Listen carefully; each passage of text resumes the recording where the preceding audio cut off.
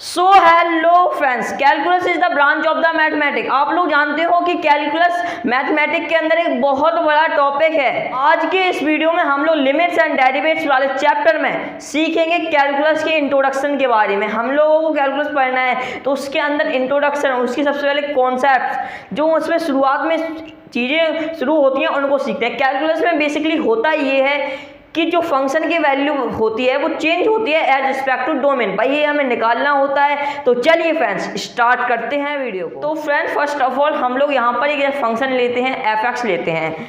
तो जैसे हमने यहाँ पर एग्जाम्पल के रूप में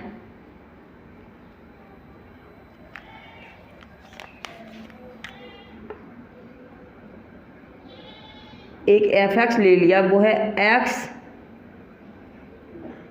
plus 3 is equal to friend यहाँ पर है f x is equal to x plus 3। तो यहाँ पर x की वैल्यू, मतलब कि मैंने आपसे क्या बोला था कि डोमेन की वैल्यू हम लोग रखते हैं। हमने डोमेन की कोई भी एक वैल्यू रखी और उसके रिस्पेक्ट में हमारी वैल्यू चेंज हो फंक्शन की, डोमेन के रिस्पेक्ट में फंक्शन की वैल्यू चेंज हो, या फिर ये कह सकते हैं कि फंक्शन की वैल्यू जब चेंज होती है कि जब हम डोमेन की वैल्यू को चेंज करते हैं। तो यहाँ पर जैसे f x is equal to x plus 3 है, तो जैसे सबसे फर्स्ट ऑफ ऑल हम लोग यहाँ पर x इज इक्वल टू 1 से ट्राई करते हैं। तो x इज इक्वल टू 1 से क्या होता है हमारा कि x के जगह पर हमें रखना है 1, तो function 1 is equal to 1 plus 3 is equal to 4। तो यहाँ पर फंक्शन की वैल्यू क्या आ गई है, 4 आ गई है। अब हम x की जगह पर रखेंगे 2 को, तो x इज इक्वल टू 2। तो हमारी फंक्शन की हमने डोमेन जो दिया, फंक्शन को डोमेन दिया, इनपुट वैल्यू दी फंक्शन को, वो हमारी 2 है। और इससे हमारे ये इक्वल आया 2 प्लस 3 इज इक्वल टू 5। तो हमने यहाँ पर डोमेन की वैल्यू को पुट किया, डोमेन की वैल्यू के रिस्पेक्ट में फंक्शन की वैल्यू भी चेंज होती है। यही हमारे होते हैं कैलकुलस के अंदर में हमें पढ़ना है। हमारे इंट्रोडक्शन पढ़ेंगे हम लोग लिमिट्स एंड डेरिवेटिव्स में कैलकुलस में। तो हमारे सामने एक सवाल किस तरह आएंगे और सवालों को हमें किस तरह सॉल्व करना है, तो चलिए उसको देखते हैं। सवाल हमारे पास कुछ ऐसे आएंगे, क्वेश्चन आएंगे।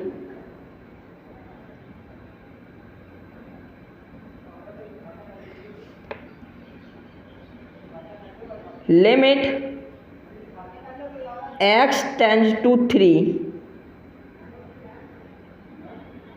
x plus 3 is equal to friend. ये जैसे हमारे पास एक क्वेश्चन आया, एक क्वेश्चन मेनली ये कहता है, ये LIM जो लिखा है इसको पढ़ते हैं हम लोग लिमिट।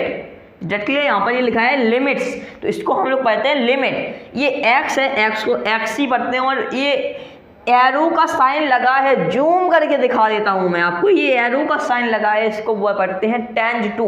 x टेंज टू मतलब कि x अप्रोच कर रहा है 3 को, 3 की तरफ जा रहा है, x tends to 3 x plus 3। मतलब कि लिमिट में होता ये है कि जो हमें डोमेन देते हैं, जैसे x से हम 3 को दे रहे हैं, तो हम लोगों को अप्रोक्सीमेटली वैल्यू पता करनी है। जैसे कई बार ऐसा हो जाता है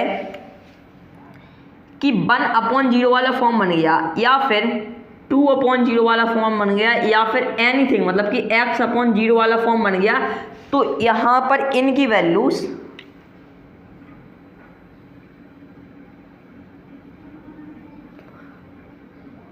कैसे हम लोग पता करेंगे, इनकी वैल्यूज को पता करने का तरीका क्या है,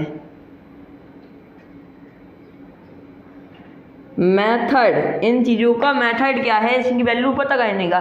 तो मेथड होता क्या है कि हमें करना पड़ता है इनकी अप्रोक्सीमेटली वैल्यू फाइंड। इनकी जो अप्रोक्स वैल्यू होती है उनको हम लोग फाइंड करते हैं। Is that clear friends? तो जैसे हमारे पास क्वेश्चन है लिमिट x प्लस 3 और x टेंड्स टू 3, तो यहाँ पर x प्लस 3, तो x की जगह पर रखेंगे क्या, यहाँ पर 3 हम लोग रख देंगे, 3 प्लस 3 इज इक्वल टू 6। बस क्या था सवालों में, यही है, बस आंसर आ गया। इसको तो बच्चा भी कर लेगा, 3 + 3 = 6। तो क्वेश्चन हमारा ये हो चुका है सॉल्व। और आपको एक कमाल की बात मैं बताऊं तो आप लोग खुश हो जाओगे, क्योंकि ये क्वेश्चन मैंने लिया है लिमिट x + 3 x → 3। ये आपका एक्सरसाइज 12.1 का ही सवाल है। कौन सा सवाल है ये फ्रेंड्स? क्वेश्चन नंबर 1 है। तो फ्रेंड्स आप बधाई हो आपको कि आपने एक्सरसाइज 12.1 का क्वेश्चन नंबर 1 चुटकियों में कर लिया है सॉल्व। अब फ्रेंड्स सीखेंगे हम लोग अपने आगे के कुछ टॉपिक्स को। अब फ्रेंड्स हमारा एक टॉपिक और बचा है, जैसे 1/0 हो गया, 2/0 हो गया, x/0 हो गया। इनके मेथड्स में अप्रोक्सीमेटली वैल्यू निकालते हैं। जैसे यहाँ पर 3 है तो 3 के अप्रोक्सीमेटली वैल्यू हमें निकालना है। मान लीजिए कि यहाँ पर कोई है, जैसे 2/2 - 2, x - 2 था और x → 2 था। तो अब ये 0 हो रहा है, यहाँ पर हो रहा है फ्रेंड 0। तो यहाँ पर वैल्यू हम लोग अप्रॉक्सीमेटली कैसे निकालते हैं? ये 2 है तो 2 नंबर लाइन पर ऐसा आता है, यहाँ पर 2 आ गया। अब यहाँ पर लेफ्ट हैंड साइड होता है, राइट हैंड साइड होता है। लेफ्ट हैंड साइड वैल्यू बढ़ेंगी, इस साइड वैल्यू पॉजिटिव में जाएंगी, मतलब कि लेफ्ट हैंड साइड में, सॉरी फ्रेंड्स, यहाँ पर राइट हैंड साइड में वैल्यू हमारी पॉजिटिव में जाएंगी इस साइड। और जो लेफ्ट हैंड साइड है इस साइड वैल्यू नेगेटिव में जाएंगी लेफ्ट हैंड साइड में, मतलब कि वैल्यू माइनस होती चली जाएंगी, इस साइड में प्लस होती चली जाएंगी। ऐसे ही 2 की वैल्यू, तो 2 की इस साइड में अप्रॉक्सीमेटली वैल्यू, मतलब कि यहाँ पर वैल्यू कुछ आएगी इसके और पास, तो ये वैल्यू कितनी आएगी?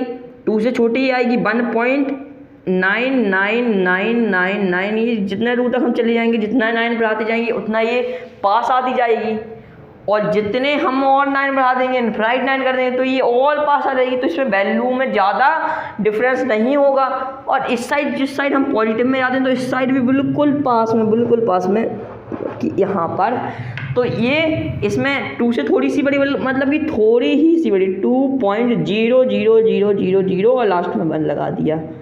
तो ये, तो ऐसे हम लोग अप्रॉक्सीमेटली वैल्यू निकालते हैं। पर एक इम्पोर्टेंट यहाँ पर एक फॉर्मूला भी है, वो आप पढ़ लीजिए। उसके बाद हम लोग करेंगे उसके बाद हमारा ये लिमिट्स का टॉपिक्स पूरा ख़त्म हो जाएगा। जैसे ये इम्पोर्टेंट है बहुत, कि यहाँ पर है xn - an x - a, is that clear friends? Is equal to होता है ये n a n - 1 के, n a की पावर n - 1 की। ये एक फॉर्मूला होता है जिसको आपको पता करने पड़ेगा कि कभी इस टाइप में आ जाता है तो आप इस टाइप में भी लिख सकते हो। Is clear friend? तो लिमिट्स के बारे में कुछ इतना ही था। अब हम फ्रेंड्स मिलते हैं आपको अपने अगले वीडियो में, जिसमें हम लोग कवर करेंगे एक्सरसाइज को। तो फ्रेंड्स आज का वीडियो हम अपने यहीं पर ख़त्म करते हैं। अब हम मिलते हैं आपको अपने अगले वीडियो।